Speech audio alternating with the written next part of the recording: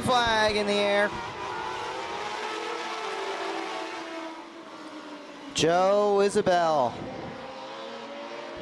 one of the invaders from out Brewerton Way that's been showing up in Southern Ontario and putting together some great performances in the Mod Lite class up our way and looking for another strong one tonight. He'll take the lead on the opening lap away from Sean Iftadi. Top three cars breaking away from the rest of the pack as now here comes Leroy Buscombe. Buscombe on the outside will try to go around Iftadi. Iftadi using the bottom side of the racetrack to his advantage. Last night the racetrack really started as a bottom dominant racetrack and then it's kind of flip-flop throughout the night. We'll have to see what night two brings us here, especially after a full night of action on it last night for Fall Classic night number 1. Halfway at the stripe this time. Of course, Mod Lite's not a part of action on the first night. Instead, it was the mini stocks. The mini stocks off tonight. We got the Mod Lites instead. And so far, this first heat putting on a pretty good show as Leroy Buscombe really trying to make that outside line work. Iftadi doing a good job hanging on to the second spot. But here comes the run with the Queenston Chev ride of Leroy Buscombe. Buscombe still trying to make the outside line work the long way around the racetrack. Pulls even on the corner entry, but right now the bottom side is giving Iftadi the ability to pull up off the corner, although that time at the stripe, Leroy Buscombe beat Iftadi to the line one more time around, and it looks like Iftadi might surrender that second spot. He's going to fight back on the inside. Joe Isabel firmly in control of this race with one set of corners left out of corner number 4. The 6J of Joe Isabel is going to take the win, and it'll be Leroy Buscombe getting P2 over Sean Iftadi. Rob Meisner is in the 15, and he brings it home 4th. The 6S of Riley Slider 5th, and Anthony Kelly ends up 6th in the 12 junior.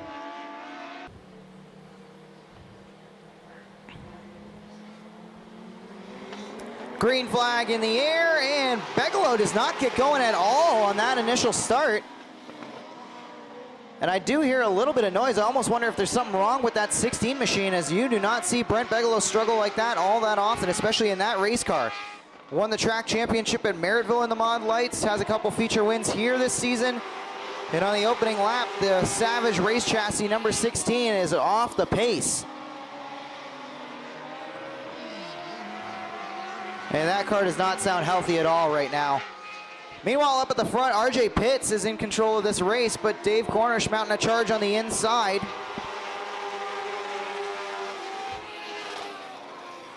Pitts around the outside of the racetrack. Cornish down low. Josh Slider upstairs is in 3rd in the 17, and Jamie Gilbert has that Savage race chassis number 6 up to P4 after starting out back. Bigelow really off the pace, and it just does not sound good in that race car. But he's still pounding around, and oh, one car around, it's the 291 of Cornish. Dave Cornish is around. See if Cornish can get it going. I think they're gonna take the lap here. And nope, there he goes. Cornish will be able to roll under his own powers, so we should be able to stay green. Josh Slider now your leader after taking the lead away last lap from RJ Pitts. Pitts trying to fight it back for it. White flag waves on the field. Cornish in trouble of going a lap down after that spin. Slider, meanwhile, down the back straightaway, driving away with it. Slider, Pitts, Gilbert, Corbett, then Cornish, and now Brent Bigelow's decided to take it in ahead of the checkered flag. Checkers out, heat 2 goes to Josh Slider in the 17 over RJ Pitts, Jamie Gilbert, Cohen Corbett, Cornish, and Bigelow.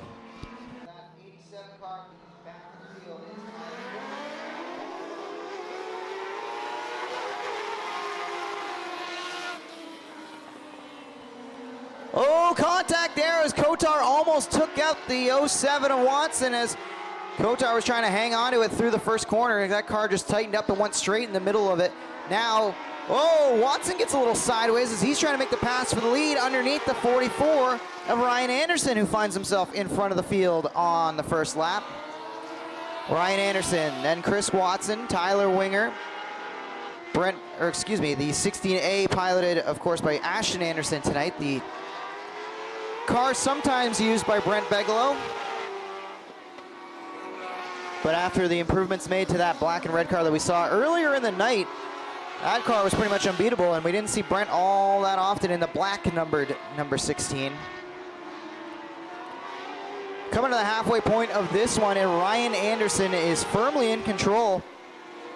Has to be one of the series' most improved drivers, has made a lot of progress this year. And oh, one car up and almost into the cornfield there, the 87 of Tyler Corbett. Tyler Colbert is in, he's, I think, right over the ditch off of 4. Looking at where the line of the field starts, pretty wild run for Tyler Colbert in the 87. Chris Watson on the outside in that 07. Watson does not get going at all. Problems for Chris Watson now. After all that pace lap and whatever has happened to that race car, it is not running down the front stretch. And I believe that's going to bring out yet another yellow. As tough break for Watson there.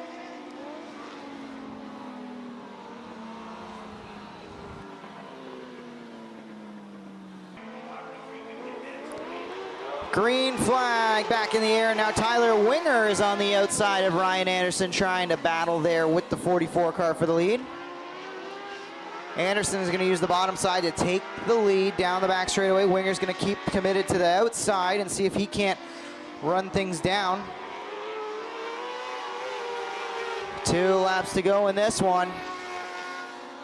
Around the outside, Winger.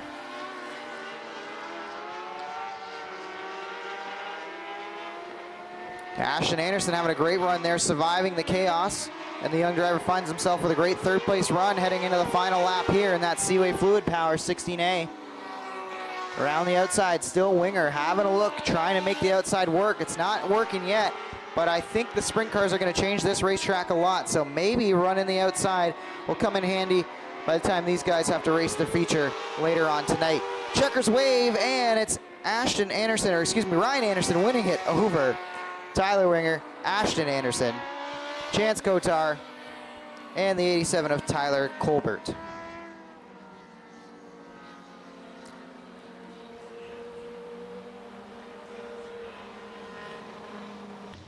Green flag in the starter's hand, and we're racing in heat number 1 of the Action Sprint Tour. Not a great start for AJ Lewis as he dips a toe over the outside of the racetrack. That's going to cost him second and third spot as Baker and Podwinski both scoot on by. McKinnon will lead lap number 1.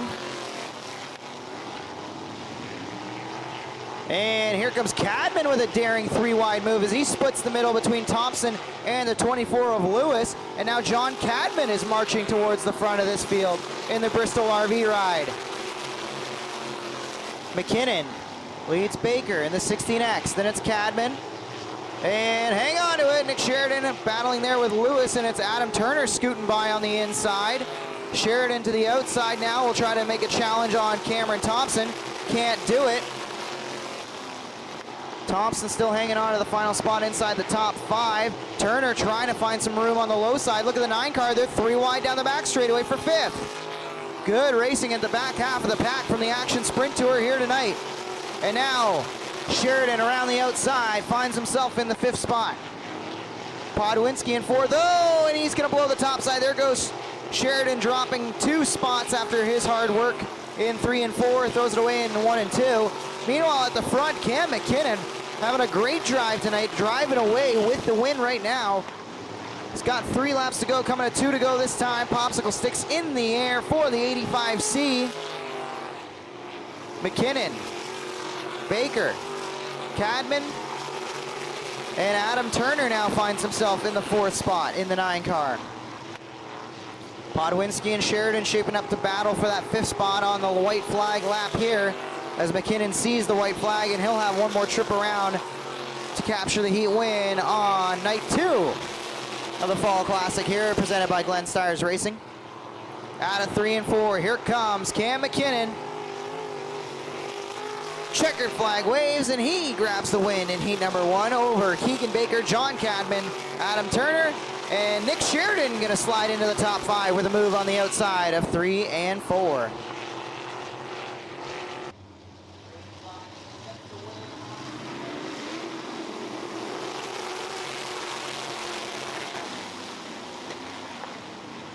Marsh is gonna go around from the front row, and now the field scatters through 1 and 2. Yellow flag early in this one as Will Marsh from London looped it starting on the front row.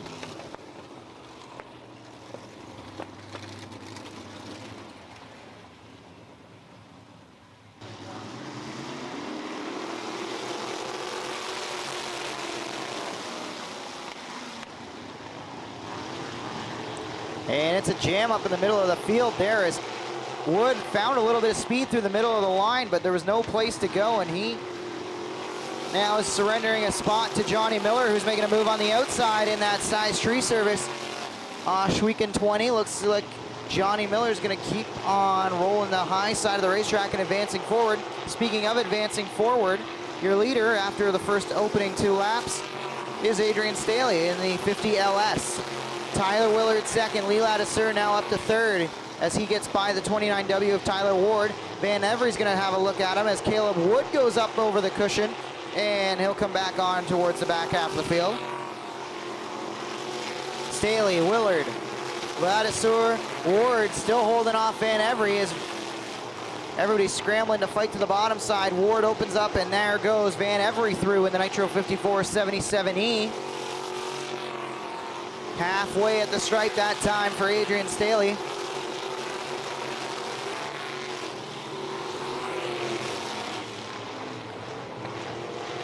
Marsh and Wood battling for the final spot in this field. Now Johnny Miller, the Iceman's gonna slide on by the 29W.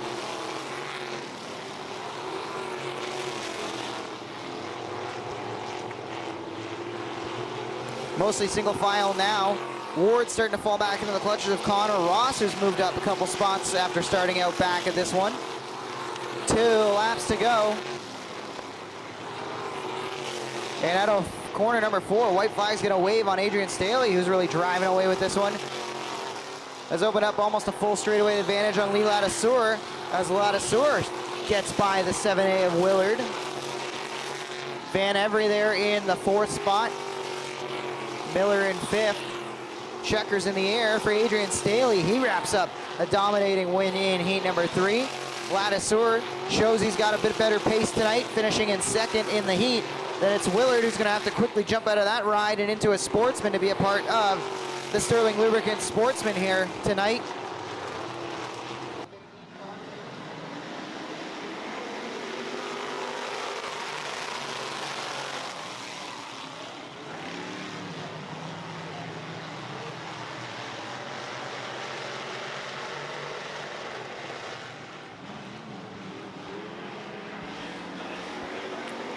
Mallory now leading Leslie Chevalier in this group. He's up to P3, 1 car off. It's Terry Smith who couldn't get it righted. He will get it rolling, and caution is out on the racetrack for Terry Smith.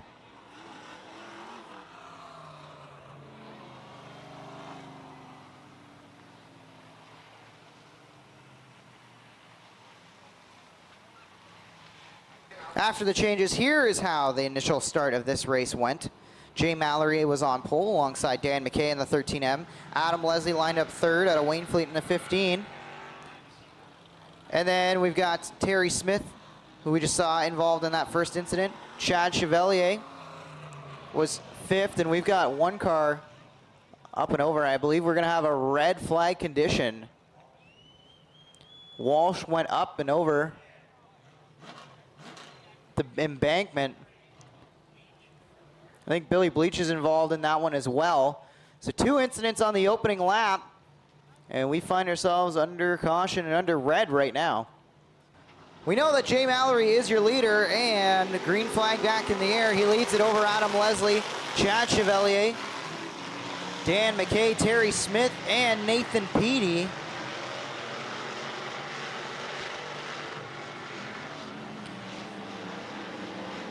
Mallory had a good run going last night, found himself in a bit of trouble. Was not able to complete the race as it was a chaotic one in the Sportsman. Chad Chevalier picked up the feature win and looks strong once again in the Rick's Delivery, number 12. Heavy Chevy trying to make the move on Mallory. Hasn't been able to find the hole to make it stick on the inside. Now into corner number 1. A little bit of breathing room, a little bit of daylight downstairs, and here comes Heavy Chevy. Down the back straightaway. Chad Chevalier into 3 and 4. Looking to complete the pass up off the corner, and will do so. He slides on by the Mongrel at the halfway point of this one. Chevalier out front over Mallory. Adam Leslie in the Sterling Lubricants, number 15. Then it's Terry Smith, Dan McKay, and Nathan Peaty out there as well.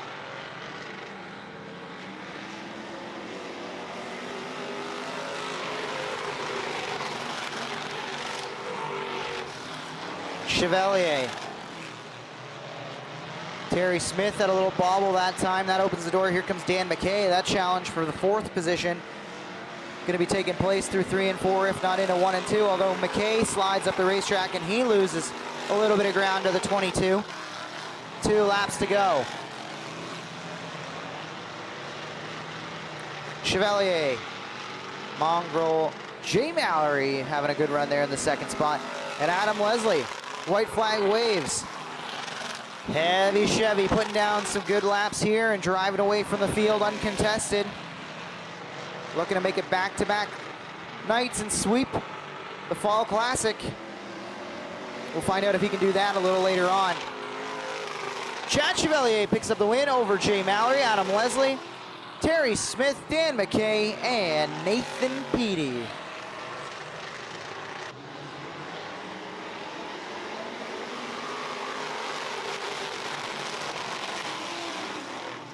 Good start from McPherson there as he's going to clear to the lead through corner 1. Mason's going to look to do the same on the inside. Definitely the inside where you want to be in the Sportsman, at least right now. We'll see how this track changes. Still, the 360s have to run their heats tonight.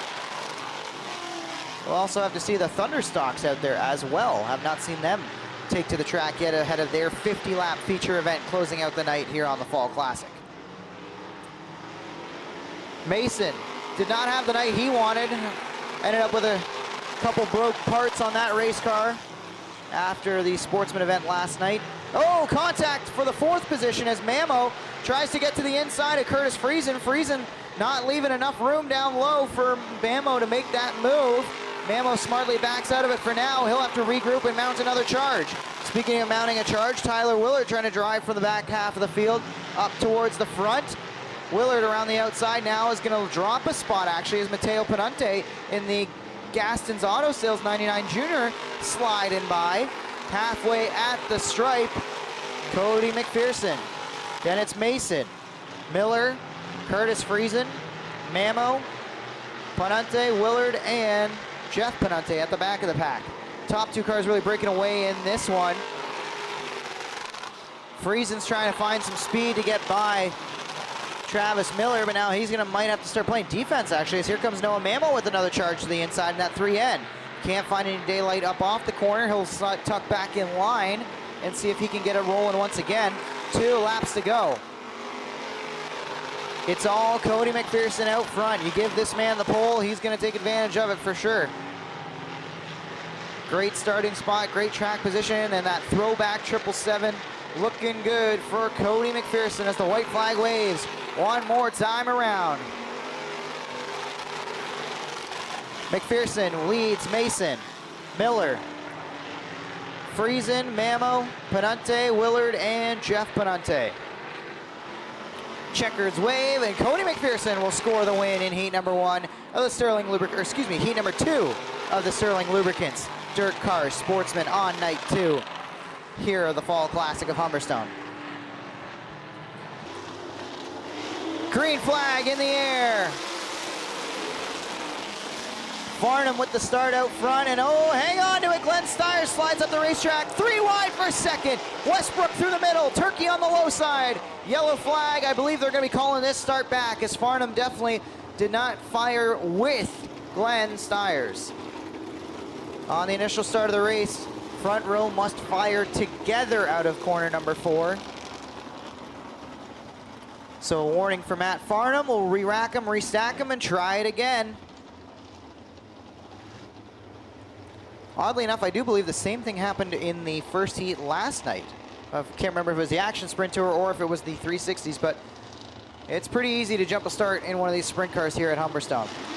Much better start this time as they fire together, and now it's Stiers who's going to lead it into corner number 1. We'll see if he washes up the racetrack the same way. Not quite as badly, but still leaves the door open. And here comes Westbrook with a head of steam. Farnham to the lead. Westbrook down low is going to take second away from Glenn Stiers. No, Stiers hangs on to it at the line. Oh, Glenn Stiers goes around from the high side of the racetrack. He's going to stand on it and keep it going. We'll stay green.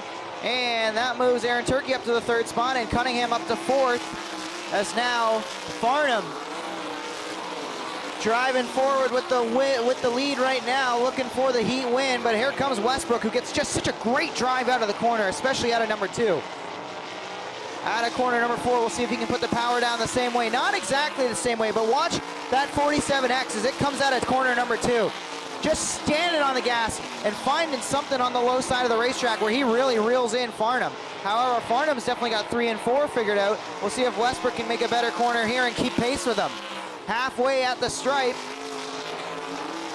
All Farnham out front as Curran's starting to put pressure on Cunningham for the 4th spot, but now he falls back into the clutches of Kyle Phillips. Good little battle from 4th on back as Westbrook is still trying to run down Farnham. Last time by, it was 0.6 of a second separating them. We'll see if Farnham can pick up the pace or if Westbrook starts eating away into that lead even more. 2 laps to go. Lead stays at about 0.6 of a second, maybe a couple hundredths picked up there by Farnham, as Westbrook still just getting such a great drive out of corner number 2. It's really impressive to watch that car plant and find some traction the way it is, but he still has not done enough to reel in Farnham on this last lap. We'll see what he can do. Farnham, Westbrook closes. He'll have a shot at him in a 3 and 4. Final time, coming to the checkers. Here comes Matt Farnham. He'll hold off Dylan Westbrook. Top 2 cars cross the stripe. Turkey was going to finish 3rd, and Travis Cunningham brings it home in 4th with the 70 of Curran 5th, Phillips 6th, Shirk will finish 7th, and Glenn Stiers with his early spin brings it home in 8th. John Burbridge is in the 21B, and Dale Hunter in the 13 as the green flag waves on heat number 2 for the Southern Ontario Sprints. Porter with a great start takes the lead as Hoopanen fights back on the outside now. He'll try to steal it back after surrendering the top spot on the opening lap. Holly Porter. Tight racing there with Hoopanen. Liam Martin lurking there as he wants to advance forward, as does Ryan Turner. Started 3rd, has fallen back to 4th, but he just got the 4th spot back from the 94 of Hoddick. Now Liam Martin gives the slide job to Jim Hoopanen. And it's Martin up to P2. Here comes Ryan Turner with a head of steam on the low side of the racetrack, and he'll slip on by the 14H, and now Turner back up to 3rd. So it's Porter in the 1 leading. Holly Porter, Liam Martin, Ryan Turner, Jim Hoopanen, Todd Hoddick, Alan Downey, John Burbridge, Dale Hunter in this group. Martin going to the high side of the racetrack, trying to find a way to stand on it and reel in that GSR Oshweekend number 1 of Holly Porter. Halfway at the stripe.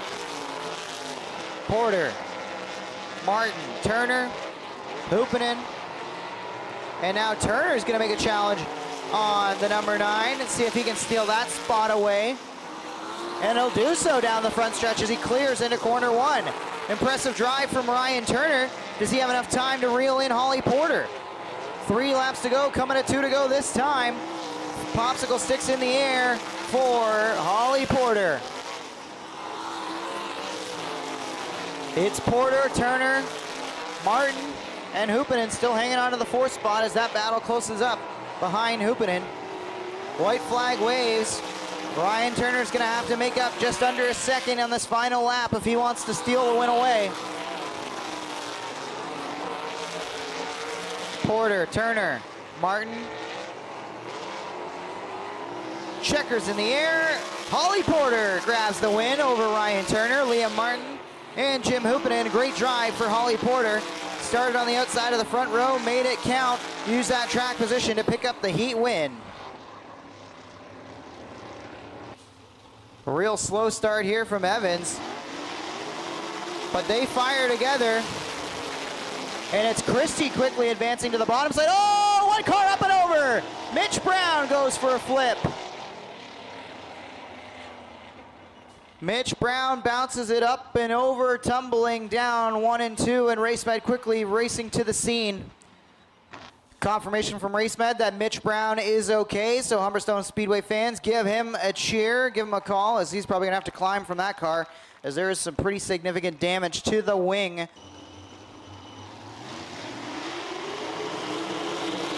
Green flag waves once again in heat number 3. Nick Sheridan around the outside, trying to make it stick. He bites over the edge, but he'll hang on to the second spot temporarily, as DJ Christie's gonna slide to the inside and have a look at Sheridan. Can't make the pass stick in 3 and 4. Lap 1 goes to Sean Evans. It's Evans driving away from Sheridan. Christie, Dryden, Jones, and Powless.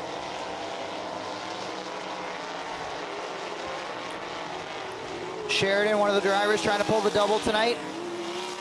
Racing in the crate sprints, racing in the 360s.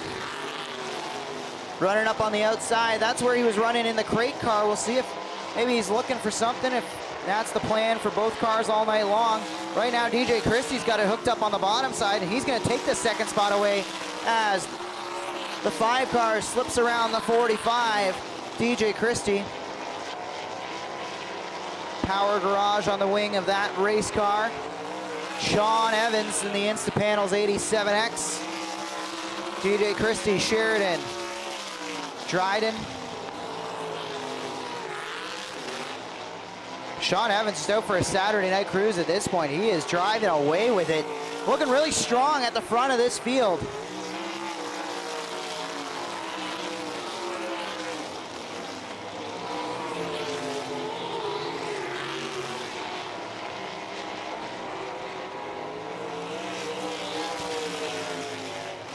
Two laps to go, popsicle sticks in the air, and it's Sean Evans. Early flip for Mitch Brown. Driver was okay. See if the team can get him back out come feature time. White flag waves on Sean Evans, who's in control of this one. DJ Christie putting some good lap times together there in second. Sheridan searching around now, is trying to work that car to the bottom side of the racetrack, and he's actually gained a little bit on the 5 car.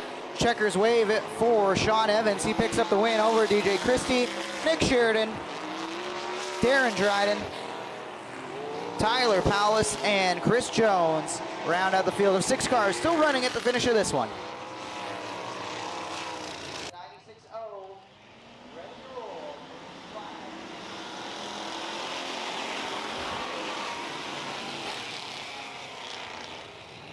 Curtis slides up the racetrack. They're already 3 wide, bouncing off each other as Rick Book is backing up. Bailey slips on by, and here comes Rob Murray challenging Curtis for the lead. They're 3 wide for 5th spot. Rob Murray slides on by, and the M1 will lead lap number 1. Gord Grant advancing through the field as well, as he's got the 5G. Oh, that car just did not turn into 1, and now Bailey's all over the backside of him, and Pete Reed's the benefactor there as he slides on by, as does the 84 of Beagle. Beagle's already up inside the top 5 after starting on the inside of the final row. Murray leads, Pete Reed, Curtis, Beagle, and Gord Grant in the 5G.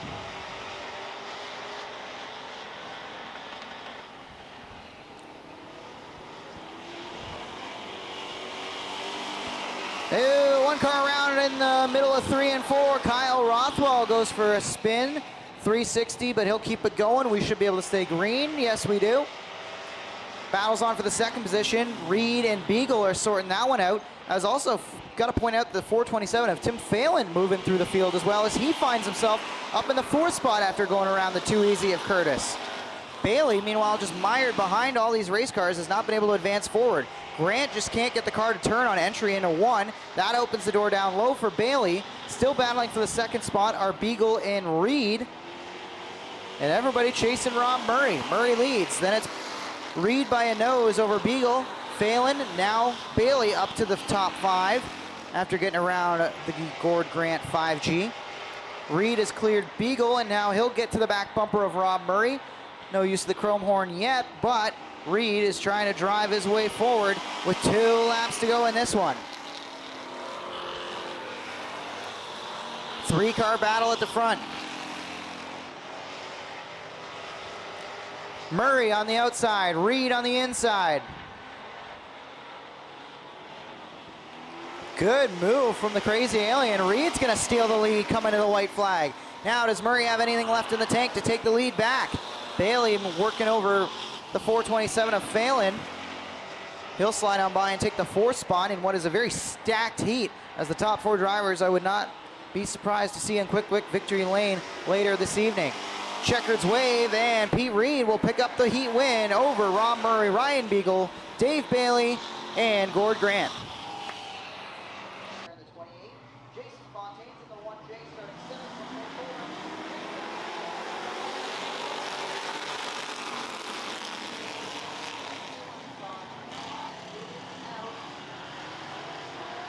Leno's gonna drive away with the advantage, and here comes Tyler French, thread in the middle.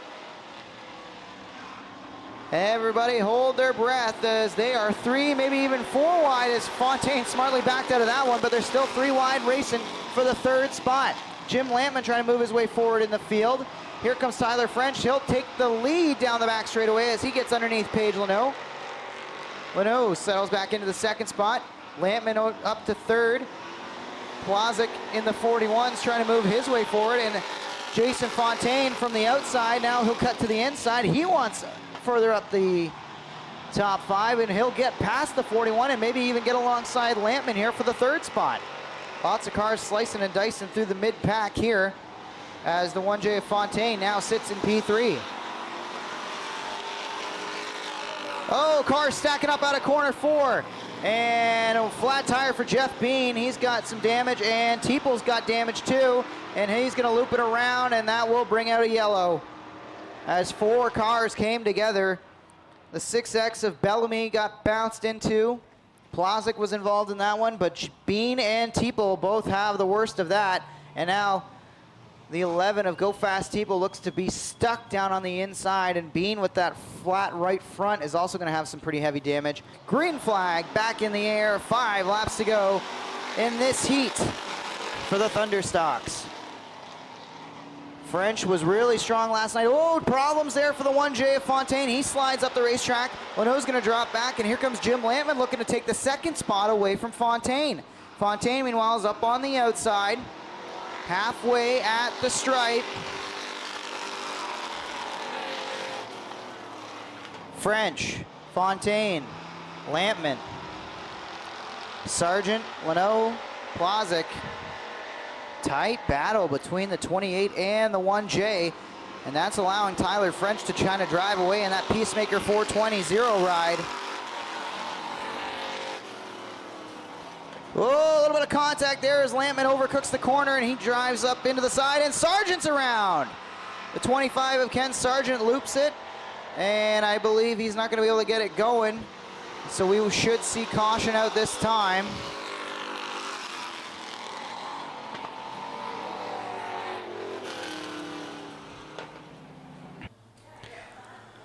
Green flag is back out.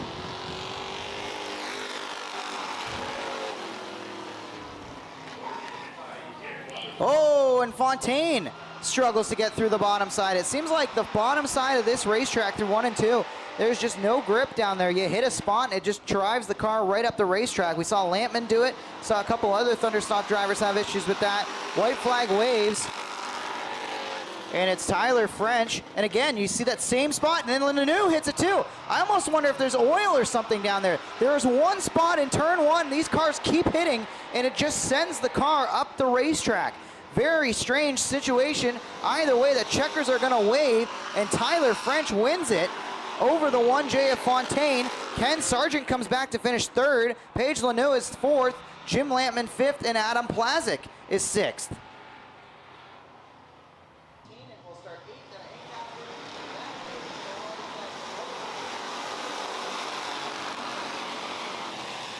And we'll see if these drivers can handle tricky turn 1 thus far. And it's a slideways run and 4 wide down the backstretch. Dunn smartly backs out of it, as does Dinning, as they're all working past Richardson. Kyle Wirt gives a little love tap to the back of the 11 of Richardson. And we all stay clean and green on lap number 1. And they're still slip sliding around through 1 and 2. Top 3 cars starting to break away with it now.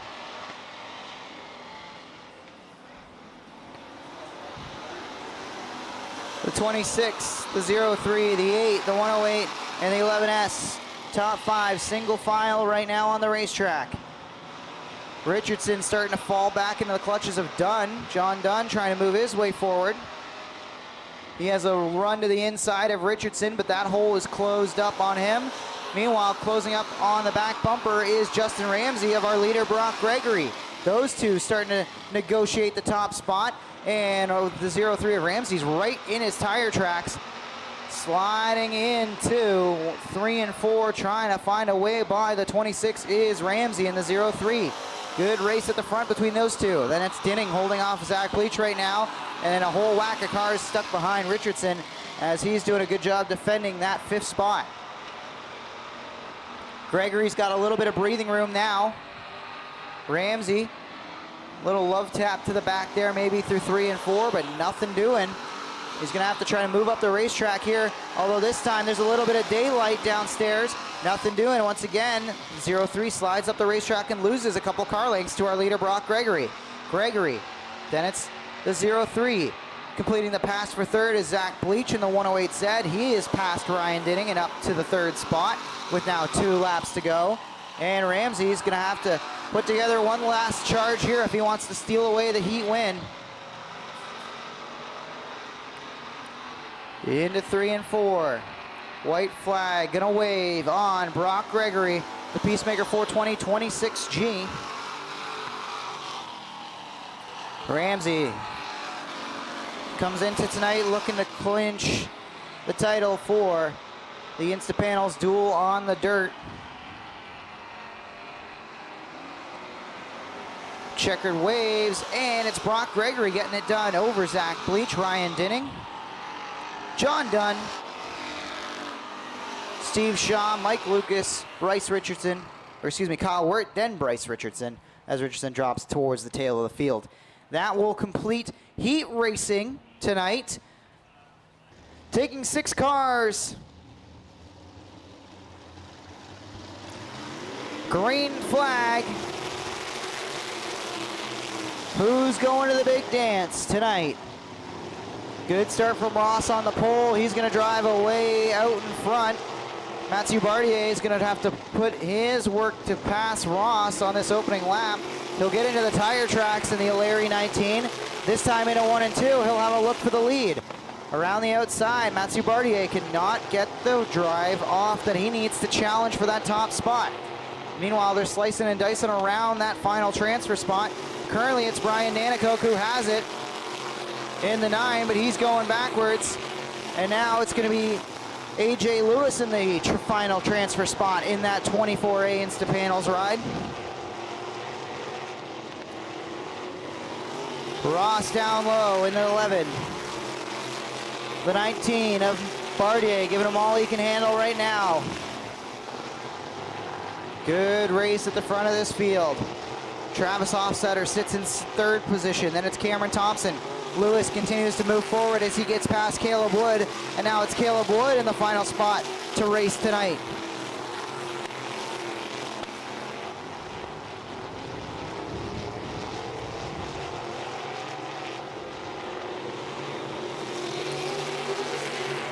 Top 2 cars driving away from the rest of the pack. Bardier keeping Ross honest here. Connor Ross in the 11W doing a good job using that low line, kind of like what Westbrook was doing earlier in the night out of corner number 2, and really getting a great shot out of turn 2 down the back straightaway to keep fending off Mathieu Bardier. Bardier is going to get a good run to the outside this time, but can't keep the power down out of the corner. Side by side. Ross once again clears as there is now 4 laps to go. Excuse me, 5 laps to go.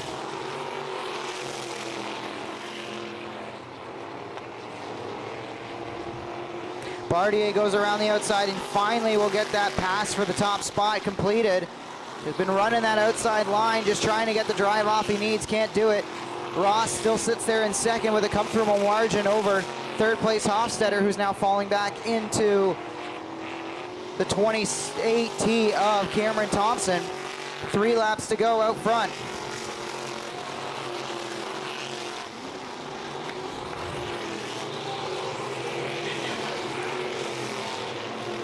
Bardier is going to see 2 laps to go at the stripe, doing a good job here. Battle shaping up for the 3rd spot. Have a look here as Cameron Thompson using the outside line, trying to find a way past Hofstetter. And he'll do so through 1 and 2, changing positions for 3rd and 4th. White flag waves now on the leader, Bardier. Bardier, Ross, Thompson, Hofstetter, Lewis, Wood, all set to transfer. Oh, there's problems there for Will Marsh. And I believe we're gonna have a little shootout here now as the caution waves. Green flag waves, one more trip by with the white flag next, and the checkers to follow.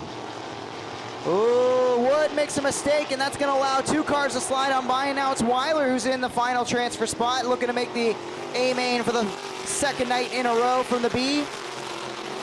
Bardier out front, Ross, Thompson, oh, Bardier almost blows it up off the racetrack, hangs onto it, but that brings the field all back together. Bardier is going to take the checkered after nearly blowing the race.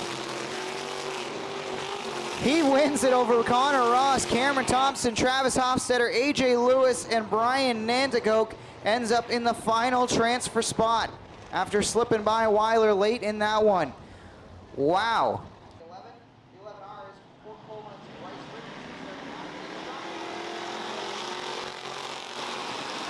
6 cars to the A-main tonight. 3-car breakaway at the front, then they're 3 wide for the 4th spot. Kyle Wirt moves his way forward. Kind of surprising to see Kyle Wirt in the B feature, but he really struggled to get through the field in his heat, and that's how he finds himself in this race tonight. Curtis still hanging on to the lead. The 74 of Lucas putting pressure on him, but here comes Wirt now to the inside. Kyle Wirt nearly won a track championship over at Oshwegan in these street stocks. A little bit of a love tap to Evan Curtis down into corner 1 and 2. And Kyle Wirt is going to squirt ahead to the lead.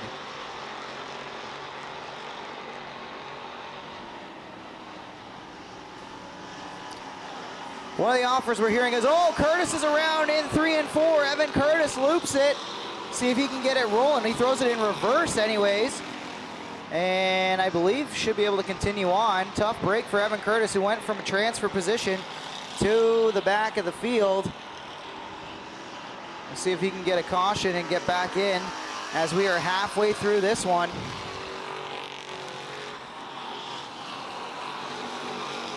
As I was saying before that spin, the winner of this race is going to have the option to take $300 cash, or they can jump into the 50-lapper tonight.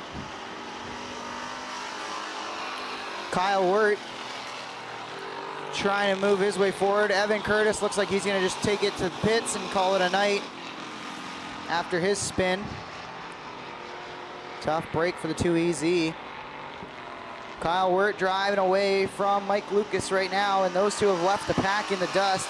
Marshall Bellamy sits in 3rd in that 6X. Then it's the 96-0 of Overholt, Bryce Richardson, and Kyle Rothwell currently holding the final transfer spot in that 196 machine right now.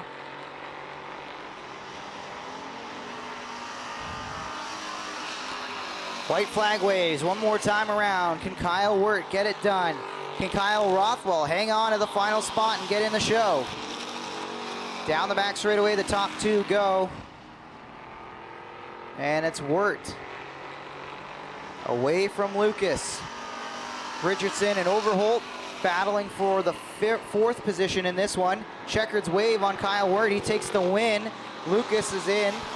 Bellamy, Richard Richardson, then Overholt and Rothwell. Your 6 going to the show, pending their stop by the scales. Early man discovered fire, but Quick Quick perfected fire. Quick Quick is the only fire starter that guarantees to start your campfire, wood stove, or fireplace without the need for kindling or paper. Find your nearest Quick Quick retailer at quickquick.com.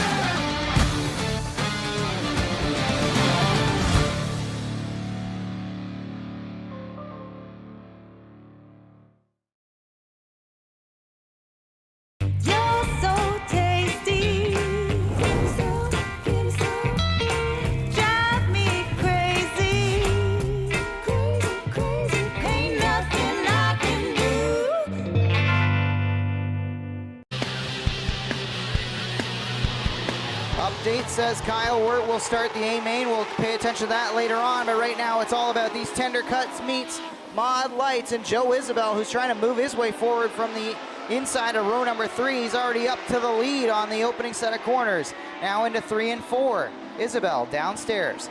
On the outside, here comes Tyler Winger. He's trying to hold off the Ryan Anderson machine. The 44 down low. Josh Slater sliding back into the clutches of Jamie Gilbert.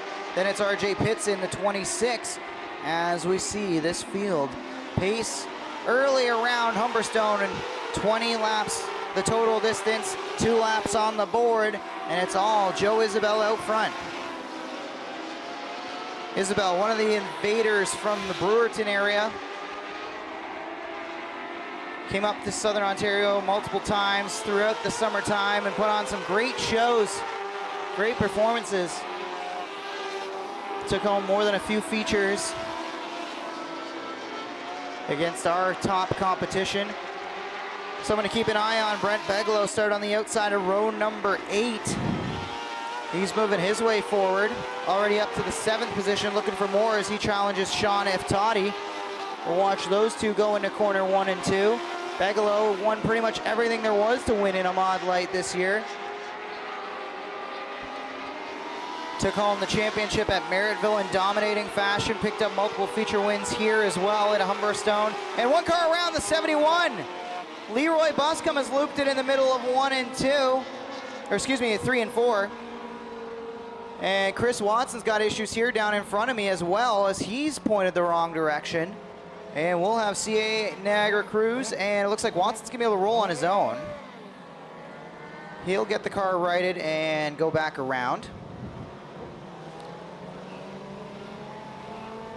Right rear flat. I wonder if there was contact maybe between Watson and Buscombe that may have resulted in both of those cars having the issues that they did. Either way, CA Niagara Cruz and RaceMed are on the scene. Green flag is out, we're back underway, and the Tender Cuts meets Mod Lights here at Humberstone on Fall Classic night number 2.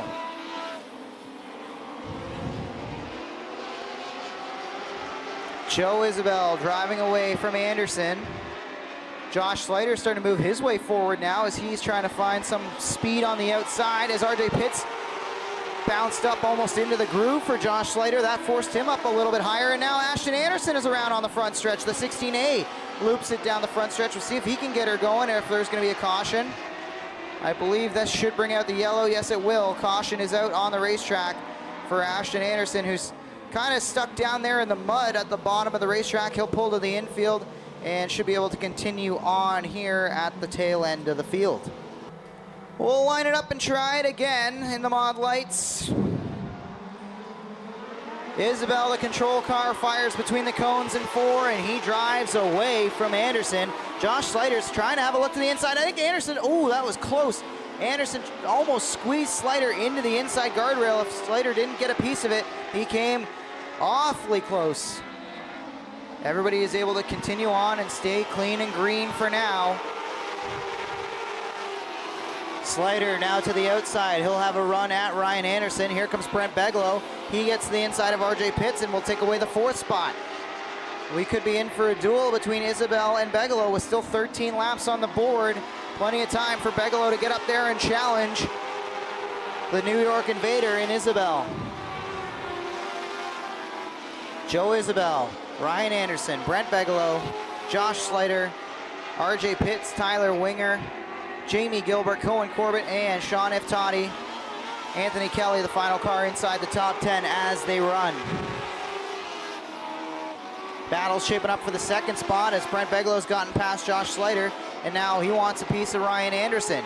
Ryan Anderson, have to say, he really is the most improved driver in this class. Has really come a long way in a short time for that young driver in the Infinity 484 machine. Halfway at the stripe, and Joe Isabel continues to lead with 10 to go. It's Isabel, Anderson, Beglow, Slater, and Pitts.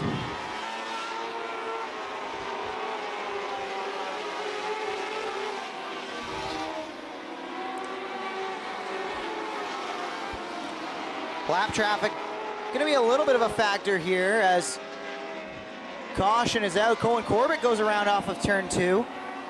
As I was about to say, that leader, Joe Isabel, was coming close to lapping Tyler Colbert. That will not be a factor now, at least for their first few laps on this restart, as we've got 9 laps to go and caution out once again for Cohen Corbett. Green flag back in the air. A little bit of confusion as a safety truck pulled out as they were set to come back to green, but it's clear, and oh, Brent Beglow slides up the racetrack. He's going to lose 2 spots to Ryan Anderson, and Josh Slater.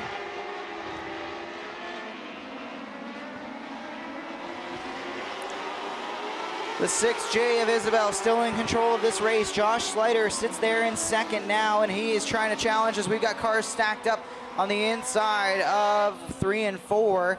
It's, I believe, the 71 of Buscombe. I can't tell the other car that might be involved there. I think that might be the 15 of Meisner. Green flag is back in the air, and Ryan Anderson bounces off Brent Beglow there. Josh Slater goes to the outside. He'll try to run it down in, and oh, Ryan Anderson hits the same slick spot that Josh Slater hit the first time, or excuse me, that previous restart, I should say. And that bounced him up out of the groove, and that cost him the spot to the 26 of RJ Pitts. Single file amongst the front 4 cars, battle for 5th position. Gilbert's going to take it around the outside, going by Ryan Anderson. Joe Isabel now will have to deal with Brent Beglow in what's going to be a 6-lap shootout here. Does Beglow have anything for Joe Isabel? At the stripe last time, it was 0.6 of a second separating those two. We'll see if Beglow can make up any time, as Josh Slater now is a mirror full of RJ Pitts, as Pitts is closed in on the 3rd position. This time by the stripe, 5 laps to go, and Brent Beglow made up 0.2 of a second that lap. At that pace, he will catch Isabel, but catching him is one thing, passing him is going to be another, as Isabel will not move off the bottom side of the racetrack. That time, Isabel actually picks up 0.2 on Brent Beglow, so those two go back and forth, chasing each other. Isabel trying to drive away. Beglow putting the pursuit on with 4 to go, now 3 laps to go for our leaders. Lead stays at about 0.6 of a second. Beglow's going to have to put something together here if he wants to reel in this 6 car. The 6J of Joe Isabel. Out of corner 4. They'll put the 87 down a lap here. And that time he picked up another 0.2 on Beglow, so Isabel driving away with it with 2 laps to go. The 6J in control of this one. He'll see the white flag this time by. One more time around to grab the win in the Tender Cut Meets Mod Lights on Fall Classic night number 2. Down the back straightaway, Brent Bigelow still in hot pursuit, but not close enough to make the move for the win. Through 3 and 4, if he can keep it smooth, it'll be win number 2 on the year at Humberstone for the 6J of Joe Isabel. He grabs the victory over Brent Bigelow. RJ Pitts, Jamie Gilbert rounds out your top 5 in the 6 car. Good run for Jamie. Congratulations to the Mod Lights on a great show, and we'll hear from Joe Isabel down trackside in Quick Victory Lane momentarily. There it is. Let's hear it for him. Joe Isabel grabbing the checkers. He's up out of the car now. Joe, talk to us about a great drive, a couple cautions, making things interesting, but every restart, you maintain control of the field and the race. Talk to us about a great drive here at Humberstone. Yeah, I mean, the track was pretty good. It was, I don't know, I didn't really move off the bottom. Luckily, I got a good break and got to the bottom quick and got up front, and the car was just, it was glued. It was awesome. And who do you got to thank for a great drive and hauling up here for your 2nd win of the year? I got to thank the Alien Fat Boys, me and them. We built an awesome car. I got to thank my old man. I got to thank Scott Jeffries Performance for the shocks. I got to thank Greg. If it wasn't for him, I wouldn't even know this track's up here. Congratulations. Enjoy the victory. On night number 2 of the Fall Classic, it's Joe Isabel going to victory lane in the Tender Cuts Meets Mod Lights. The flag is up, pedals are down, away we go in the Action Sprint Tour on night 2 of the Fall Classic at Humberstone. The field files into corner 1 and 2. Everybody chasing Adrian Staley on the opening lap. A little bit of contact heading into turn 3 between Lee Ladisseur and the 16X of Baker. They came awfully close. Meanwhile, championship hopeful Billings is up to the 7th position. Staley, Cadman, Turner, your top 3 as they drive on the racetrack right now. Turner's trying to move his way forward. One of the Eastern guys coming down here to Humberstone, having a good run so far tonight. Keeping an eye on those 360 guys, Westbrook and Sheridan. They're just outside the top 10, trying to make their moves to find themselves amongst the front runners. Westbrook goes to the outside and he'll challenge Sheldon Bender for the 9th position, while Sheridan is working over Van Every for the 11th spot. Single file amongst the front 7 or so cars. Dylan Westbrook, the first one, venturing to the outside, trying to move his way forward around Bender. Sheridan has gotten around Van Every. Now he'll go to the outside of Bender and try to break into the top 10. Down the back straightaway, Sheridan looks to clear Bender. Filling in for Mike Bowman and Brett Stratford, both handed with suspensions after issues coming together on the racetrack and coming together in the pits last night here at Humberstone. So it's Westbrook driving Stratford's car, Sheridan in the 71 Seaway fluid powered GSR car, and it's single file amongst the front 12 or so race cars right now. Adrian Staley's doing a great job out in front pacing this field. Cadman got back to 2nd. Turner sits in 3rd, Ladisseur is 4th. Cam McKinnon, we saw him pick up a heat win earlier in the night, having a great drive right now inside the top 5. As continuing to try to move forward is Dylan Westbrook as he challenges to the outside, trying to get alongside Andrew Hennessy. Hasn't been able to do that. Van Every got around, and we've got caution as Cameron Thompson has come to a stop on the back straightaway in that 28T ride. Problems for Cameron Thompson, and we've got caution with 8 laps on the board and 17 to go. Staley hits the cones in 4 and punches it, trying to drive away from Cadman.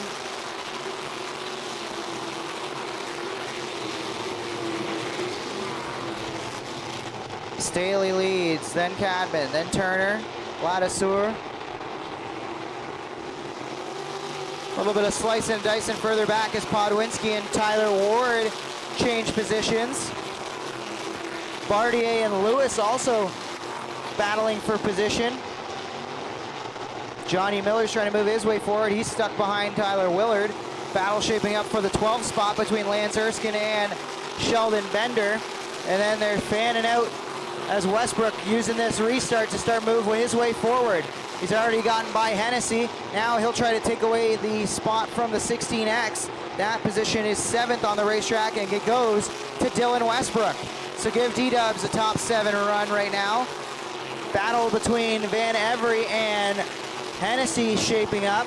Meanwhile, the 71 of Sheridan's trying to move his way forward around the outside of Baker. Up front, still the same order. Matt Billings, though, has cracked the top 5 after slipping by Baker and McKinnon on the restart. So now the single file amongst the front 5. Adrian Staley out front, John Cadman, Adam Turner, Lee Ladisseur, and Matt Billings. They all cross underneath Carter Long's halfway sign at the stripe. 13 in, 12 to go. Podwinski going to the pits. It looks like the 72's got a problem. He'll take it. Oh, cars crashing into each other. Everybody stays on all fours, but Bardier went for a bounce, and Al Slade is also involved in the middle of 1 and 2.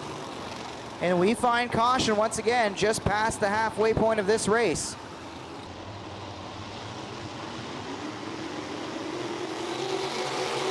It's Staley leading them back to green. Everybody files into 1 and 2. Single file, first car to break out. Billings had a look to the outside, and now it's Turner who's going to get the best of Cadman on the restart.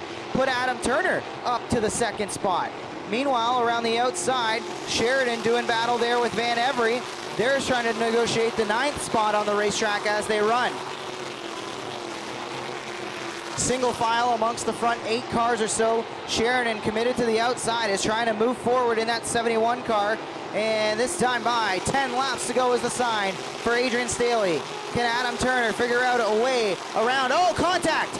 John Cadman almost jumps wheels with Adam Turner there. That drops the 71 Bristol RV machine back off the rear of the 9 machine. Out front, Adrian Staley has about 3 car lengths, maybe call it 2 car lengths at the stripe.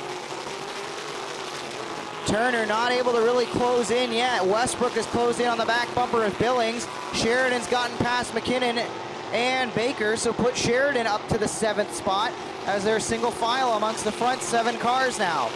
8 to go. McKinnon holding off Van Every, who's still trying to march his way forward in the Nitro 54 variety 77E. Staley, Turner, Cadman, your top 3. 0.7 of a second is the gap back to Adam Turner from leader Adrian Staley. Staley trying to extend that lead from the pole. He looked good all night long.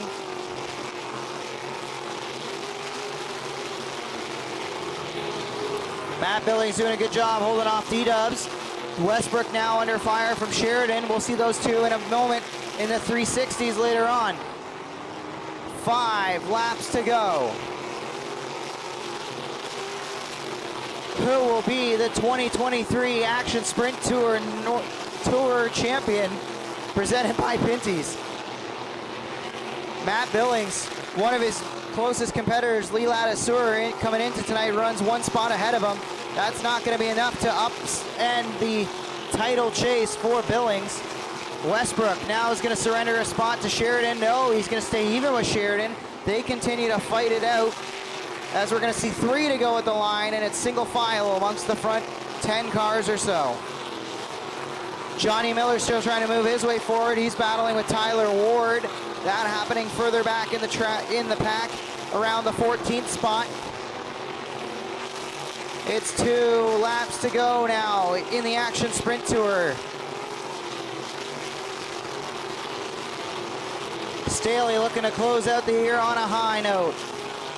Billings looking to close out as champion. 3 and 4 this time. Out of the corner they'll see the white flag wave. Adrian Staley in the 50 LS in control of this race. Turner has closed ever so slightly, but not enough to make a challenge yet for the win. Lap traffic shouldn't be a factor. Turner's gonna get close. Checkers are gonna wave. And Adrian Staley is gonna claim the last win of the year. And Matt Billings is your champion of the Action Sprint Tour presented by Pinty's. Staley gets the win over Adam Turner. John Cadman, Lee Ladisor, and Matt Billings, your top 5. The 5th place finish is more than enough to make Matt Billings your champion for 2023 in the Action Sprint Tour. Give a call to Matt Billings. He climbs atop the wing, a winner.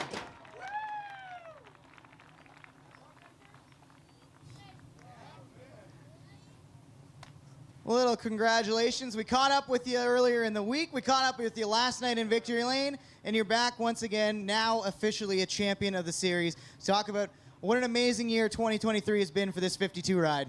Oh, I mean, it's been unbelievable, and to come here to Port Colborne and do it in front of this great group of fans. I mean, I hope the racing was all right. I mean, hopefully the 360s put on a good show for you guys. But man, I'm just so happy and proud of our team. You know, we're small. We work well together. We jive. I mean, there's just so many people that, you know, I've got to this point, and to be able to say that we're a national champion of a touring series is amazing. I mean, just thank you, everybody. I mean, Ryan, Jeff, my wife Lane, all our sponsors. You know, Rick Wilson helping. A lot of people help. Take me back to the start of the year. Obviously, the crate class continues to grow, continues to increase in competition levels. Did you think that you guys had enough to pull this all off when you saw the East-West format, the national tour at the end? Could you ever have imagined yourself right here now?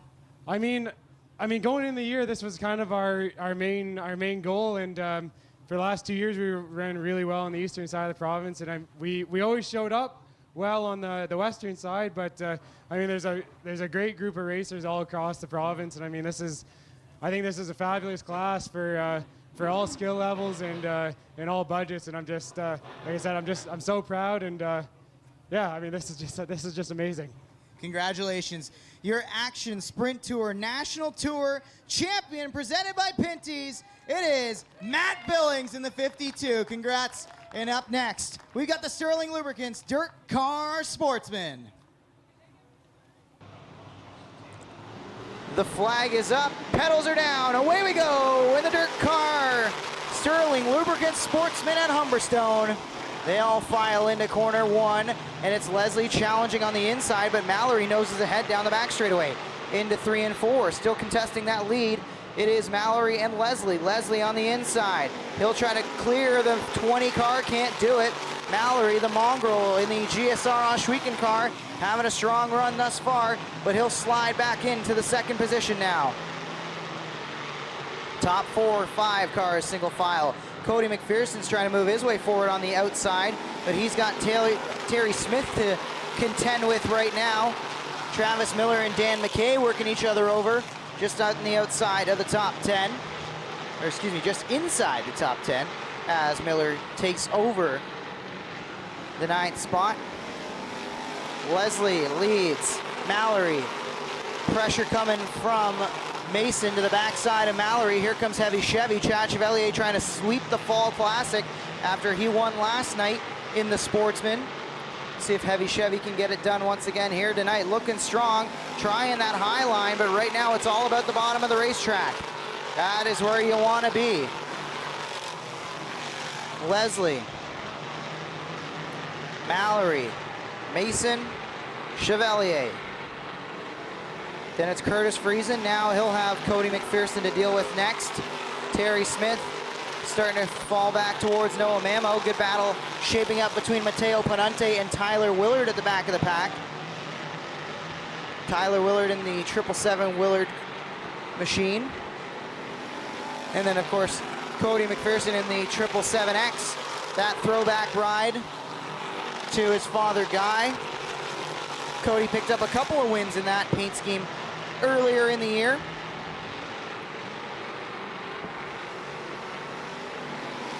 Adam Leslie still rolling out front. Driving away with it too. He's really starting to open up a gap. Almost 2 seconds is the advantage on those two.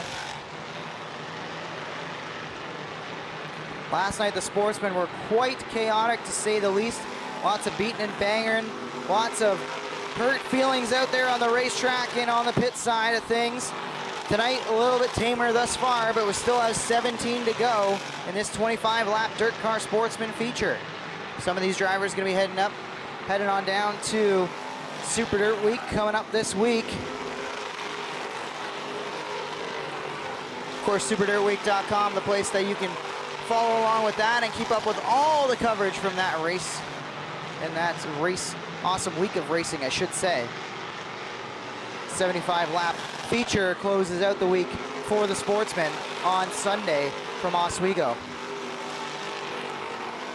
10 down, 15 laps to go, and it's all Adam Leslie up front. Here comes Cody McPherson now by Curtis Friesen in the Reeds Haulage 68. Friesen falls back into the 6th spot now as McPherson cracks the top 5. McPherson found himself involved in more than a few incidents last night and wasn't able to get back to the front. I think he drove all the way back to 4th, if I'm not mistaken, but wasn't able to be a factor for the win like we might have expected him to be. Right now, there's no factors to the win but Adam Leslie. He is putting a hurt on him right now. Over a 3-second margin back to 2nd place, Jay Mallory for Adam Leslie. Leslie, Mallory, Mason, Chevalier, McPherson. Halfway at the stripe for Leslie. Mallory, the Mongrel, runs in 2nd. Nelson Mason picked up the 7X Esso sponsorship partway through the year. You can see it down on the quarter panel. Looking to put on a good performance here after having some mechanical woes last night. Broken parts kept him from a good finish. Tonight, in a podium spot.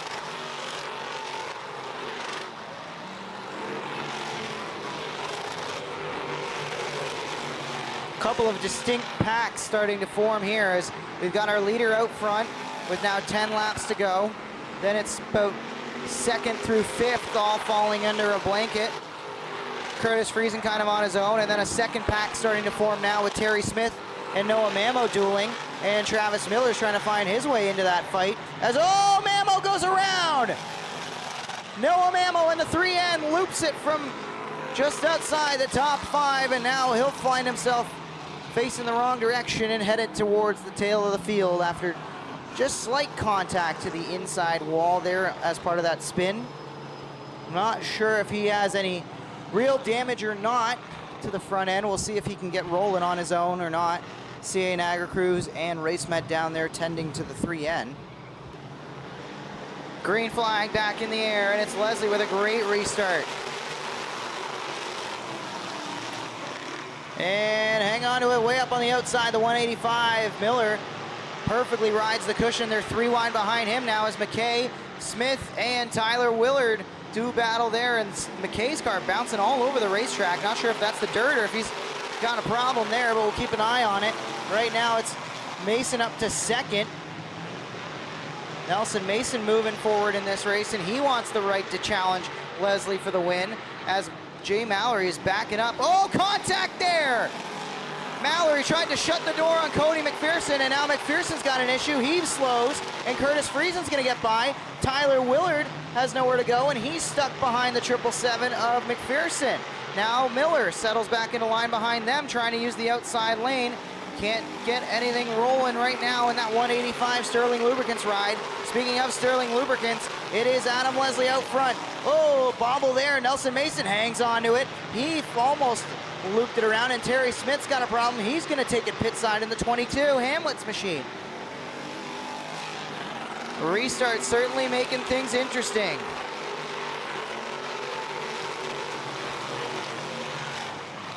Caution is going to wave, I believe, for Terry Smith, who was very slow, and now he looks like he's going to be able to roll it to the pits under his own power, no problem there. So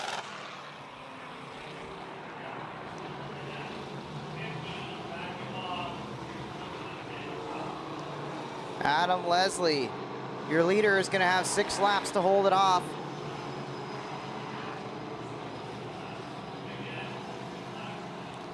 Warning from the tower to that 15 car to yield to the yellow flags. He stayed on it after the yellow and was still going pretty quick there. Green flag is back. Underway they go in the Sportsman.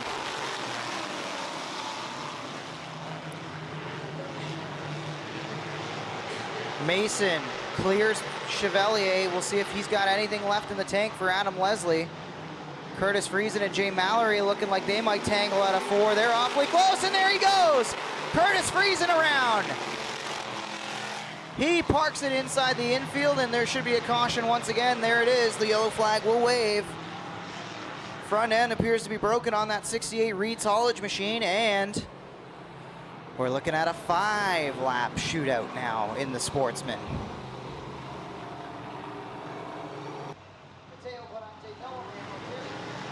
Green back in the air.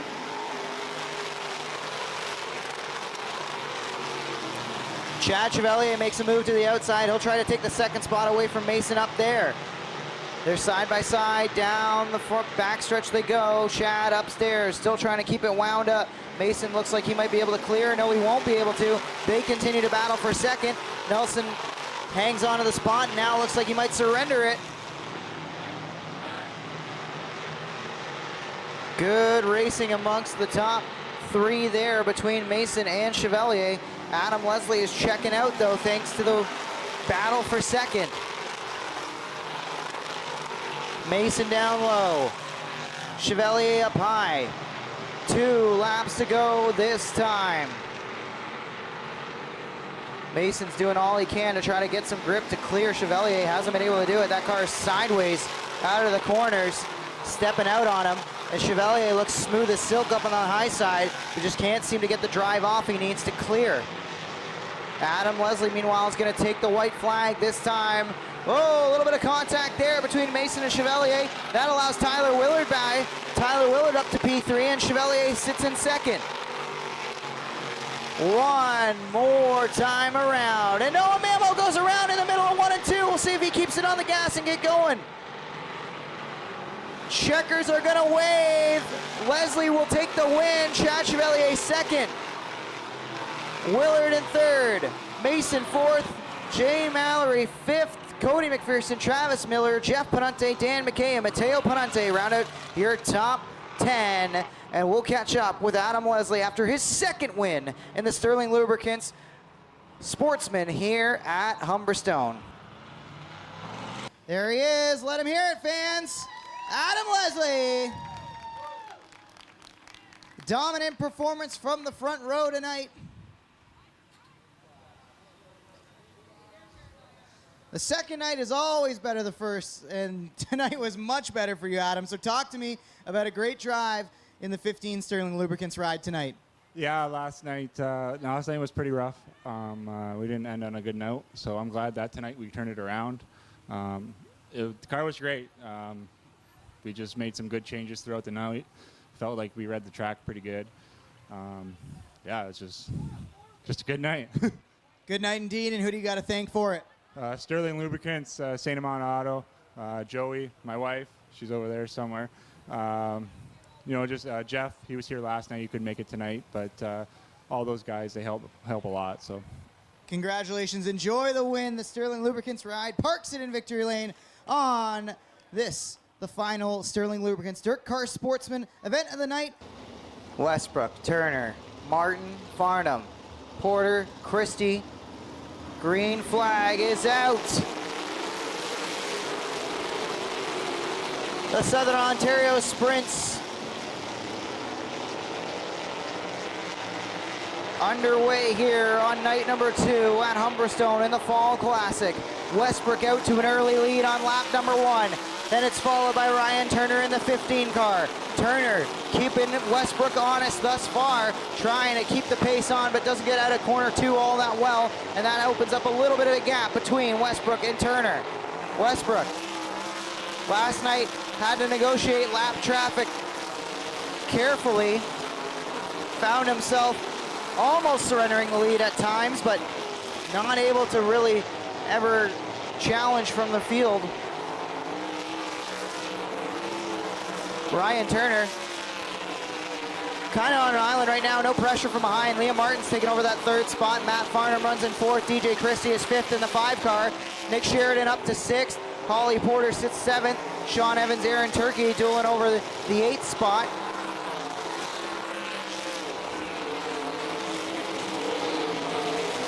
Westbrook right there running quick times right now at 15.7. His best time thus far in the traffic. Only car to break 15 seconds thus far is Dylan Westbrook. D-Dubs leads Ryan Turner by 2.4 seconds early in this one.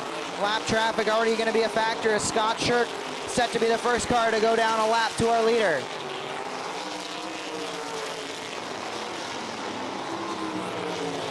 Glenn Steyer struggling up on the outside of the racetrack. D-Dubs is going to put Shirk down a lap. It'll be the 13 of Hunter, next car set to go a lap down as the field continues to click off laps.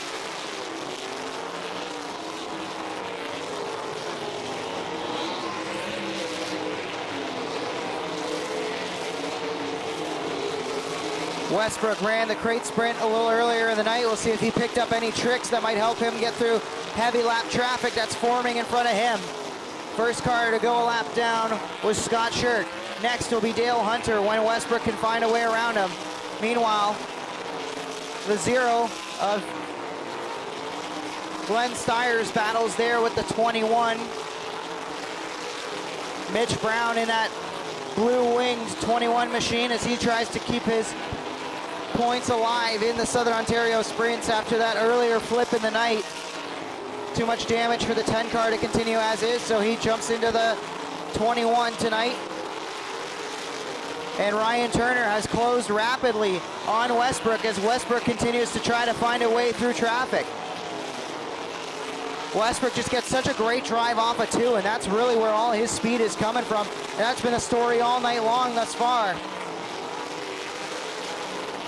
Ryan Turner might be better in 3 and 4 though. We'll see what 1 and 2 bring this time as Turner closed the gap on entry, but again, out of 2, Westbrook just is so fast. He'll put Mitch Brown a lap down now as Turner tries the outside to keep pace with Westbrook. Nothing doing up there right now.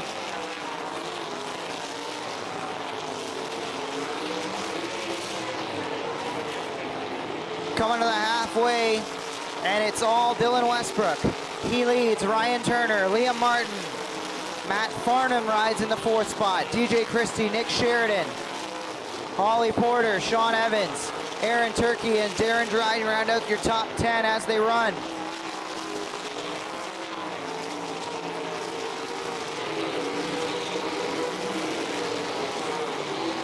A little bit of contact further back as Todd Hoddick and Travis Cunningham negotiate the 12th spot. Looks like Hoddick's going to go around now, and he'll take over 12th spot away from Cunningham after those 2 brushed wheels in 1 and 2 the previous lap. Westbrook has Ryan Turner right there with him within a second, but hasn't really slipped up enough to allow Turner to make any advances towards the lead. Steyer is refusing to go a lap down without a fight. Now Westbrook will put the power down out of 4 and looks like he'll clear to the lead. Ryan Turner, though, keeping him honest. He's still right there. Turner can't get alongside to challenge Westbrook, but Westbrook continues to pick cars up, put them down, and drive away from Ryan Turner. If he can get around the 21P of Kyle Phillips, there'll be a little bit of clean racetrack ahead for Westbrook. See what he can do with it. 8 laps to go, now 7 to go. Westbrook now looking to the high side. Turner not able to close up as the lap traffic is thinned out in front of Westbrook.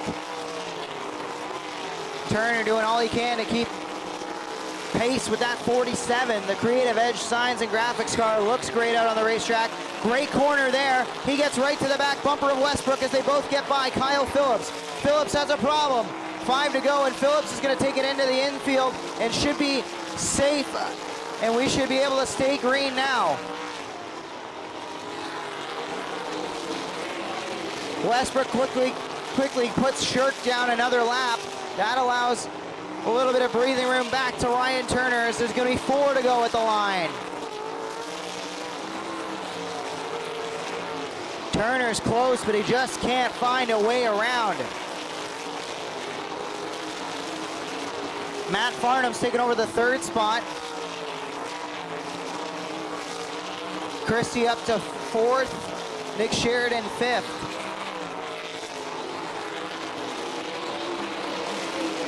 Leah Martin falls back to the 6th spot.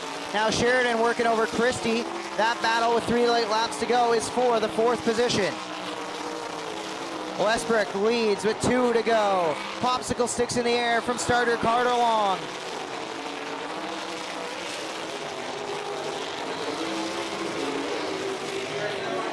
Oh, there it is, the move out of 4. Ryan Turner sailed it in on the inside and somehow got to the inside of Westbrook.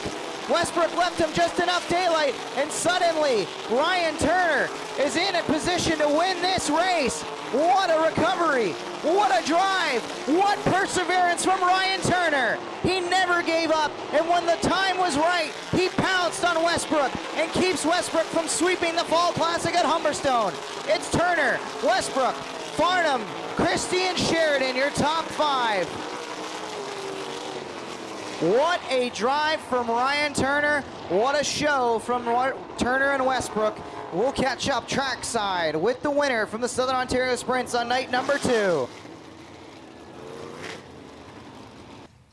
Helmet goes for a spill, but that doesn't matter because Ryan Turner, a winner at Humberstone. Can tell he's fired up about this one. Ryan, come on around. You stuck with it all night long. You couldn't seem to find a way to get alongside, and then all of a sudden, coming to the white flag, the hole opens up, and you don't even waste any time getting right past Dylan Westbrook. Talk about the drive and never giving up. You know, when Westbrook draws the pole, you know it's probably a Westbrook night. And Brandon just told me, just stay with him, just stay with him. You'll get a chance in traffic. And it was starting to look gloom when I saw 2 to go, and he kind of entered high to go down to the bottom of 4, and I stuck it in there. I know he'd do the same to me, and he gave me a little bit of room, which was nice, and we ended up picking up the win there. Congratulations, great drive. One more race left on the SOS calendar. What does it mean, and who do you got to thank for the great drive tonight? Oh, this is awesome. This is my first sprint car win at Humberstone. It's great to see all these fans out, you know, supporting this. This is great. You know, I got to thank Dan, Trish with Nitro 54, Steve Lyons with Creative Edge, my crew chief Brando, my wife Jenna, Al, Trevor. We had a whole bunch of people helping us. Britt Little helping us with the twins. And, you know, I got a bunch of sponsors to thank as well. Howie Binns, Strouds, Pro Stripe, Titus One, 87 Speed, Ackland Insurance, and a whole bunch more as well. Congratulations. There it is. Ryan Turner finds himself in victory lane and finally gets this beautiful looking newly wrapped number 15 Creative Edge ride in victory lane here at Humberstone.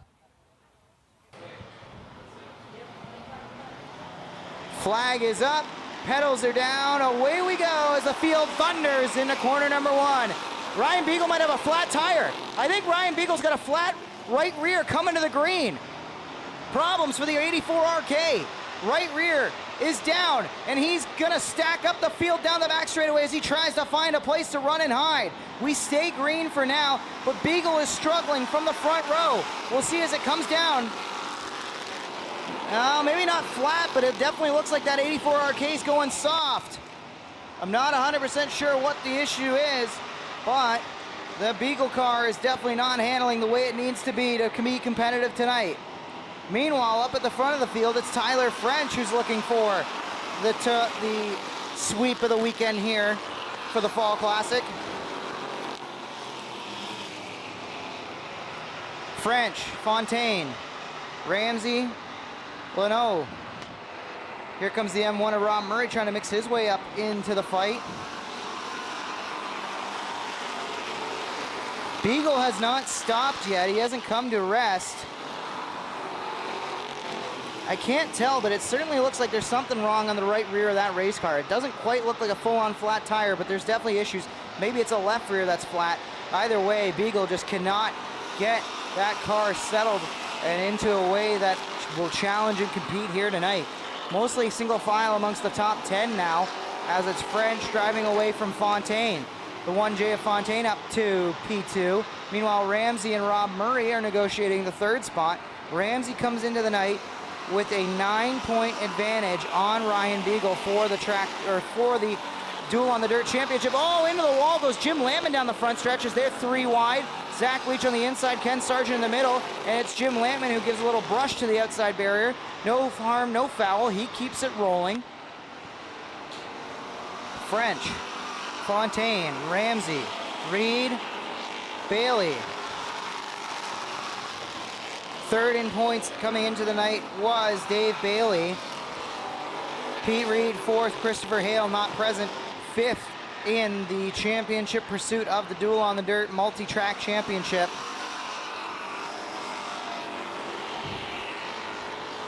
Tyler French trying to just take the big bucks and sweep the weekend here. Again, paying $2,500 to win, one of the richest paying Thunderstock events of the season here on night 2 of the Fall Classic. Here comes Tyler French. Fontaine starting to reel him in. Pete Reed's going to get around Ramsey. As Beagle, championship contender, came into the night second spot, just 9 points back. He's barely hanging on, and that car's just evil on him.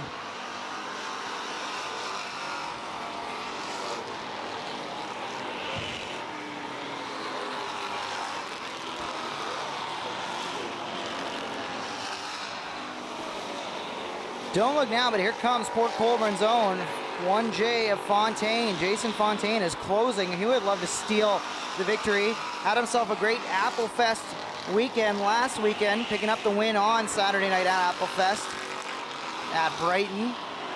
This weekend, looking for a little bit of home cooking as Ryan Beagle is set to go a lap down to Tyler French.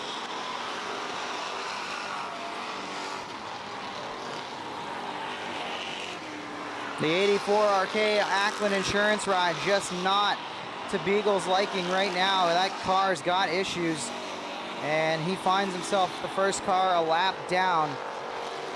Bad luck bites Beagle once again. Had a chance to close out the championship at Oshwegan a couple weeks ago. Got involved in an accident, tore the race car up, cost him the track championship. Tonight, something amiss in that 84 RK. You can see it just does not have pace. Almost wonder, and oh, speaking of not having pace, the 196 blowing up. Rothwell in the 196 smokes and takes it into the infield. Looks like we are going to be able to stay green in this one. And now we've got issues as the leader is around. Tyler French goes around in the 0 car. And we've got caution on the racetrack.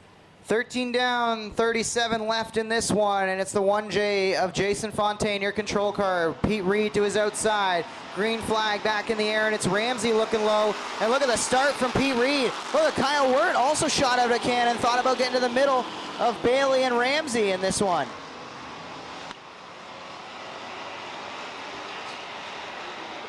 Reed leads away from Fontaine. Oh, Rob Murray gets a little bit of push up the racetrack, and that brings him into the side panel of the M1. Adam Plazik loops it in 3 and 4. He'll continue on. We'll stay green.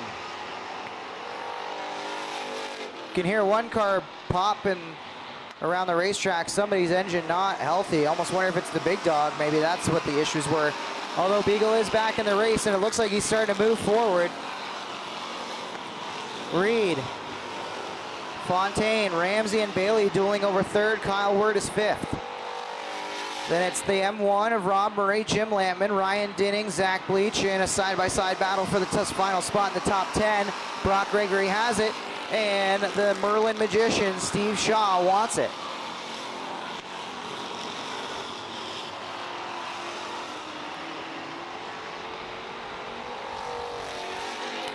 Pete Reed, no stranger to victory lane around these parts. Has 3 on the season here at Humberstone. Looking to make it 4 tonight and having a good drive doing so right now out front.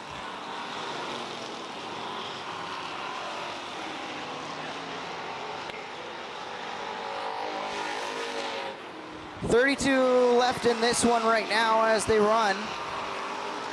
Kyle Wirt battling with Dave Bailey for the 4th spot. Bailey on the outside in the Queenston Chev Jibs Action Sport 49. Kyle Wirt making the low line work. He's going to try to take that position away. Gets a little slideways up out of the corner. He'll stay off of Bailey, but can't make the pass in the A&A machine.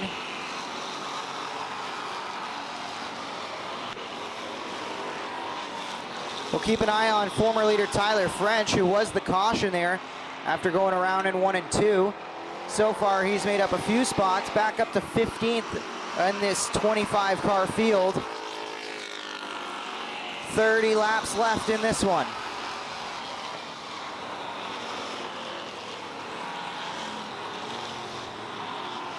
P. Reed puts the Adam Plazic 41 machine a lap down. Gives himself a little breathing room back to Jason Fontaine, who's searching for something, using the low side of the racetrack, trying to find the sticky stuff and get some traction in that race car.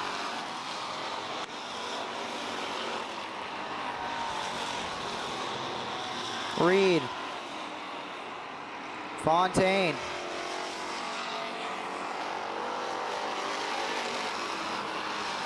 Ramsey is third, Kyle Wirt fourth, Dave Bailey still fifth. Ooh, Ramsey slides up, and now there's gonna be contact. They're stacking up. Third and fourth tangle as Ramsey, the championship leader, is involved with Kyle Wirt. Caution is out, and now everything has changed in this race. How much damage did the 0-3 have? Can he get rolling again? He's stuck down there in the dirt.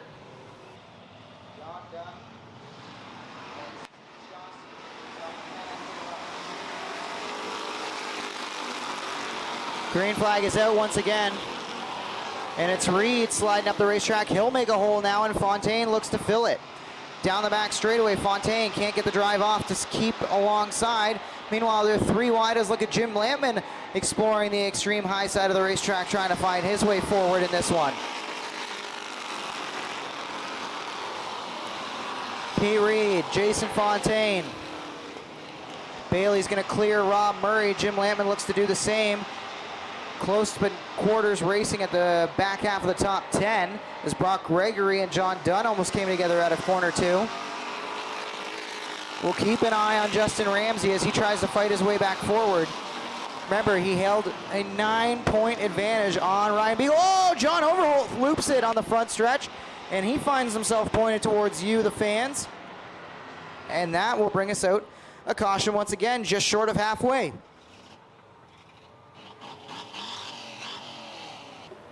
One lap shy of halfway, and it's Pete Reed's race to control on this restart. He'll have Fontaine to the outside, Bailey on the inside of row number 2, and Jim Lampman up to 4th. Fontaine clears down, oh, and I thought Fontaine almost had the car come around on him. He saved that and set it up good in the corner, but Pete Reed got a great exit, and he is gonna see halfway for the first time, or as the first car, I should say. It's Reed away from Fontaine, Lampman, Bailey back to 4th, and oh, hang on to it. John Dunn going for an adventurous ride through the infield, and I think he's gonna park it, looking for a caution, what it sounds like, maybe. He'll leave it there, he's out of the way, and we're gonna stay green for now. Field goes by, and now Dunn will rejoin at the back of the pack. The 65 ride back out and under power. Meanwhile, it's Pete Reed still out in front of this one. Tight racing from 3rd on back as the top 10 all right there together with each other, but right now, nobody seems to have anything for the crazy alien, Pete Reed. 3 wins on the year already at Humberstone, knows how to get around this place.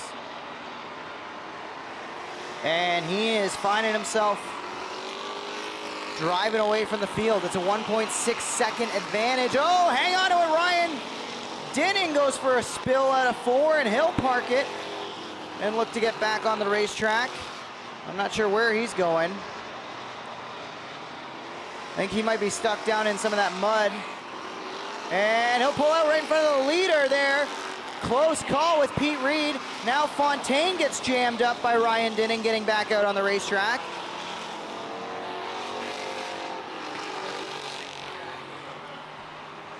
Keeping an eye on the battle for the duel on the dirt.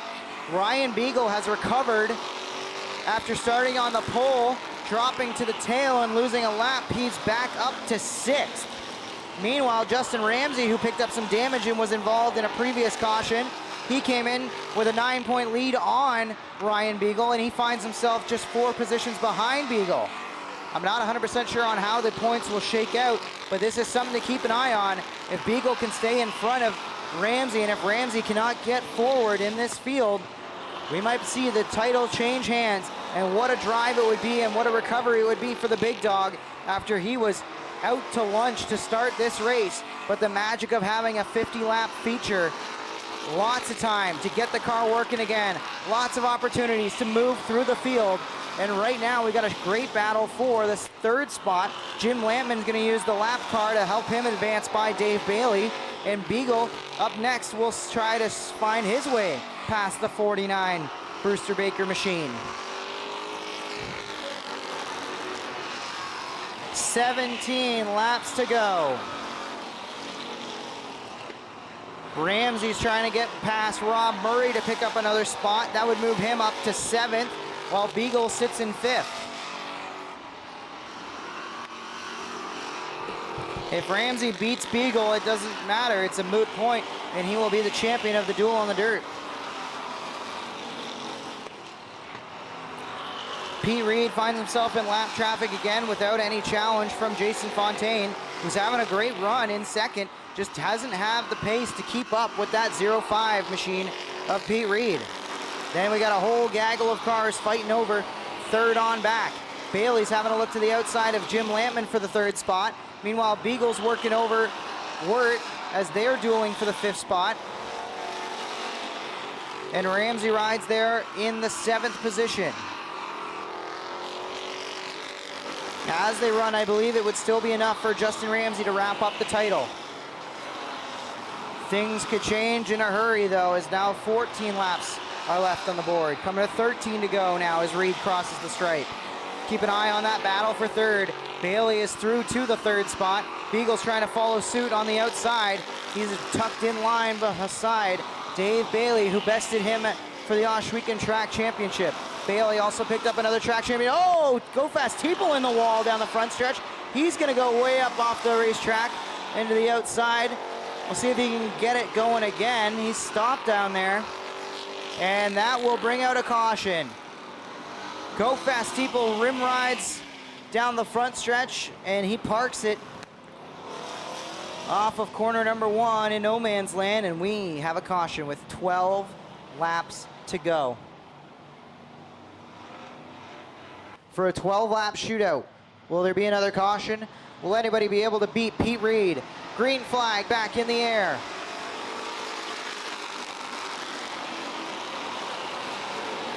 In a 1 and 2, it's all Pete Reed right now. He drives away from Jason Fontaine. Fontaine is clear of 3rd place, and they're 3 wide. Beagle thought about it. He almost dipped his toe into that battle for the 3rd spot, but instead he backs it down, and now he'll have his duel on the dirt championship rival in Justin Ramsey right on his doorstep. Ramsey fought all the way back up after being involved in a crash with Kyle Wirt. Wirt also back up inside the mix after they brought out the caution, tangling together inside the top 5. Here comes Beagle. Wirt goes way up the racetrack. He's going to surrender a couple spots. Beagle clears Lampman, put Ryan Beagle up to the 4th spot. Justin Ramsey turns Jim Lampman. Lampman is around, off of the nose of the 0-3 of Justin Ramsey. And we are under yellow once again with 10 to go.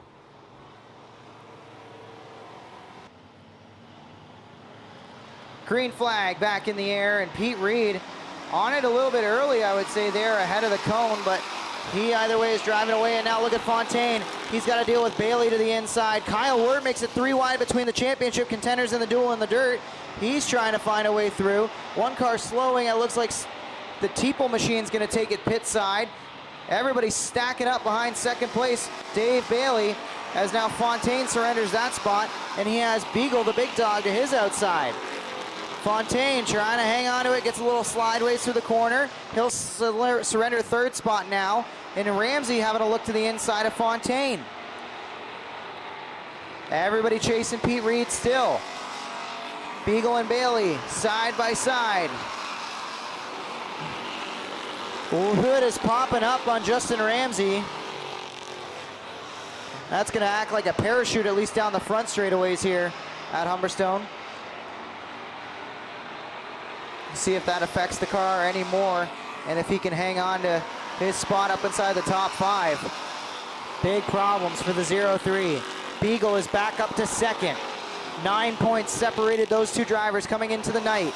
Pete Reed leads. Can Beagle run him down? 7 on the board, coming to 6 to go this time. Whoa, Justin Ramsey just drives into the side of Kyle Wirt. I'm not sure if Ramsey even knew that Wirt was there. Now Fontaine slides up. That stacks up Wirt behind them as Wirt is past Justin Ramsey. Tyler French trying to move his way back forward. 5 laps to go. Beagle second. Bailey third. Fontaine 4th, Kyle Wirt 5th, Ramsey is 6th. Now Tyler French trying to make the pass on Justin Ramsey. Ramsey needs every position he can to hang on to this title. 4 laps left. P. Reed has got it hooked up. He has no threat from behind. Beagle doing all he can to reel him in. And oh, we've got one car around the 6X. Parks it in the inner barriers. And there is the caution for the late race dramatics. Marshall Bellamy loops it in 3 and 4, and the caution waves with 4 laps to go. Drop to the tail, got a caution, got it fixed up, and now he's got a shot at the green flag back in the air. Reed leads him into 1. Beagle looks for the arc. He'll pull alongside, maybe. No, he can't get up to the outside of the 05. Ramsey's trying to find a way past Jason Fontaine. Fontaine holds on to the 5th spot for now. Ramsey trying to advance forward. Sheet metal flapping in the breeze. Tyler French now looks to the outside to make the move on Ramsey.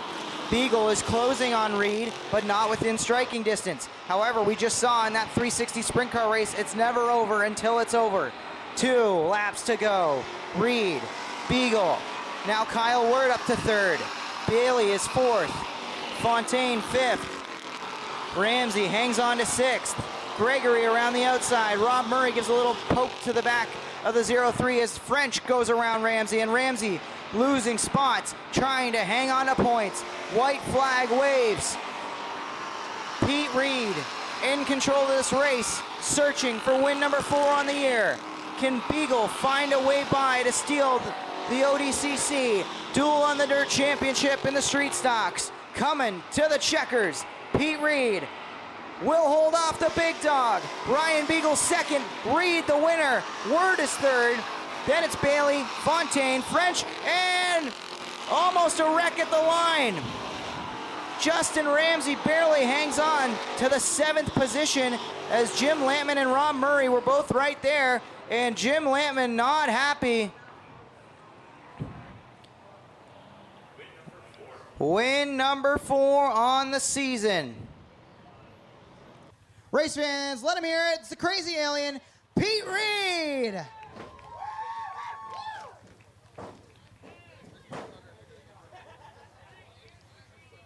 Pete, come on around here, my friend. It's a little beat up on this side, but I don't even know how that happened because you were so far out in front for most of this race. Talk about a dominant 50-lap performance, and once you got out front, you really were in control of this thing. Yeah, I was questioning the setup pretty much all day, and my buddy Aaron here kind of stuck with what I said and just leave it with the way we had it in the heat. We were going to make some changes, and he's like, no, just leave it. And I'm glad I listened to him. It was working. I was just kind of picking them off. I'm pretty sure this is from when the 0 spun out early in the race, and it was banging around and picked up a weird vibration after that. So I don't know if a wheel's bent or axle's bent, but every caution, every time I had a little moment, I'm like saying a little prayer, like, keep it together, God. But here we are. He blessed us with another one. I love racing here. I love racing on a track like that. It's all, slick and used up, and you're kind of feathering the gas, feathering the brake. Really puts in the driver's hands, I think. So thanks for everybody for coming out and watching us win a late one here. Congratulations, long one, long season. It's been a great season for the 05. Who do you got to thank for putting together one last great drive for them? Yeah, it's been an amazing season. I got to thank everybody over here. Thank the good little boy above. Thank my beautiful wife and kids at home. Thank everybody inside of this car. Castle Manufacturing, Alexander Awnings, Mako Tools, Welland Toyota, Parkway Towing. I know I'm missing somebody. If I am, sorry. A little bit excited, but thanks to everybody for supporting me all year. You know, the fans. I don't get around to posting a lot, but I see the messages. I see the comments. Thank you, everybody, for all the support. Congratulations. Enjoy it. Going out in the 2023 season on top, Pete Reed, the crazy alien, a winner at Humberstone Speedway. And then with that, stock car season is over in Southern Ontario. Thank you, thank you, thank you, thank you, race fans, for supporting Humberstone Speedway, all the great tracks across the Niagara region and beyond through Southern Ontario. It's been a fantastic year, and we've got a long winter ahead of us. But before we do that, we're going to break some stuff. Stay tuned for more details on the Evo Destruction right here at Humberstone, October 14th. Whatever you do, we hope you get home safe tonight. We hope that your Saturday night was more than just all right, and we will see you in 2024.